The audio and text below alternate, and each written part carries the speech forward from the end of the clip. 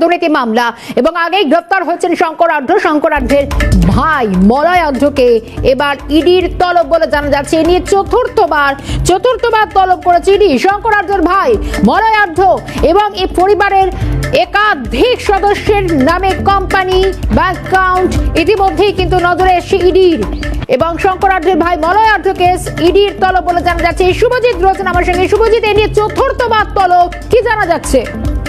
একেবারে দেখো, তোমাকে জানিয়ে রাখি, শর্মিষ্ঠা, রেশন দুর্নীতি মামলায় ইতিমধ্যে গ্রেফতার করা হয়েছে শঙ্কর আঢ্যকে এবং তার 14 দিনের ইডি হেফাজত ইতিমধ্যে শেষ হয়েছে এবং 14 দিন ইডি হেফাজত থাকাকালীন শঙ্কর আঢ্যকে একাধিক বিষয়ে জিজ্ঞাসাবাদ করা হয়, একাধিক নথি এবং তথ্য সামনে রেখে জিজ্ঞাসাবাদ করা হয়েছিল এবং তার পরিপ্রেক্ষিতে এনফোর্সমেন্ট ডিরেক্টরেটের আধিকারিকরা তারা নিশ্চিত হয়েছেন যে রেশন দুর্নীতির যে বিপুল পরিমাণে কালো টাকা, সেই কালো টাকাই শঙ্কর আঢ্যর যে ফরেক্সের ব্যবসা, সেই ব্যবসায় বিনিয়োগ করা হয়েছিল এবং শুধুমাত্র শঙ্কর আঢ্য নয়, তার যে ভাই এবং তার পরিবারের একাধিক ব্যক্তি, তাদের নামে ফরেক্সের বিজনেস রয়েছে এবং তাদের এই ব্যবসাতেও এই রেশন দুর্নীতির বিপুল পরিমাণে কালো টাকা সেটা বিনিয়োগ করা হয়েছে কিনা সেই বিষয়ে এই মুহূর্তে নিশ্চিত হওয়ার চেষ্টা করছেন এনফোর্সমেন্ট ডিরেক্টরেটের আধিকারিকরা। যে কারণে শঙ্কর আঢ্যকে গ্রেপ্তার করলেও শঙ্কর আঢ্যর ভাই মলয় আঢ্য তাকে ইতিমধ্যে এনফোর্সমেন্ট ডিরেক্টরেটের পক্ষ থেকে এর আগে 3বার তলব করা ছিল, আজকে চতুর্থবার তাকে তলব করা হয়েছে।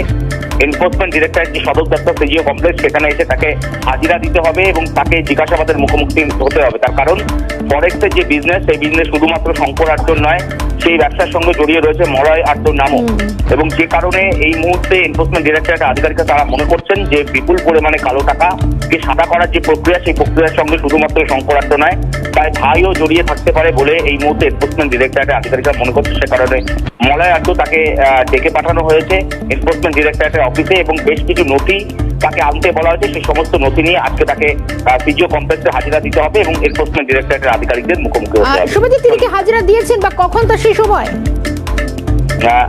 একেবারে দেখো, তোমাকে জানিয়ে রাখি যে এর আগে 3বার তিনি হাজিরা দিয়েছিলেন, একাধিক নথি তার কাছ থেকে চাওয়া হয়েছিল এবং শঙ্কর আঢ্যর যেরকম একাধিক ফরেস্ট কোম্পানি রয়েছে, তার মলয় আঢ্যরও কিন্তু একাধিক কোম্পানির সঙ্গে সেও জড়িয়ে রয়েছে এবং এর আগে আমরা দেখেছি যে একেবারে সরাসরি এনফোর্সমেন্ট ডিরেক্টরেটের পক্ষ থেকে স্পষ্টত বলা হয়েছিল যে মলয় আঢ্যর যে কোম্পানিটি রয়েছে আঢ্য ফরেক্স পি লিমিটেড, অর্থাৎ প্রাইভেট লিমিটেড, আঢ্য ফরেক্স প্রাইভেট লিমিটেড যে কোম্পানিটির কথা বারংবার এনফোর্সমেন্ট ডিরেক্টরেটের পক্ষ থেকে আদালতে জানানো হয়েছিল যে এই কোম্পানিতেও বিপুল পরিমাণে। শুভজিৎ, নজর আকর্ষণ থেকে এই মুহূর্তে ধন্যবাদ জানাই। সঙ্গে ছিলেন শুভজিৎ দে।